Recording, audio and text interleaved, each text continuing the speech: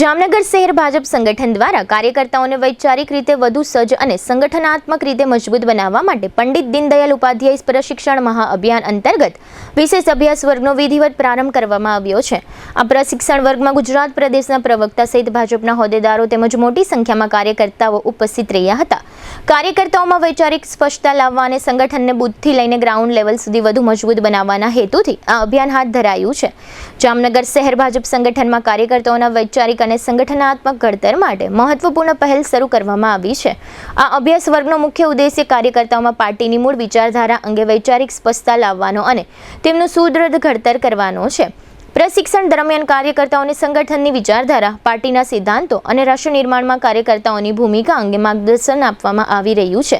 ભાજપ સંગઠન દ્વારા એવા અભ્યાસ વર્ગોના માધ્યમથી કાર્યકર્તાઓને વિચારધારાથી જોડાયેલા રાખવા અને તેમને વધુ જવાબદારીપૂર્વક સંગઠનના કાર્યોમાં જોડવા માટે સતત પ્રયાસ કરવામાં આવી રહ્યો છે।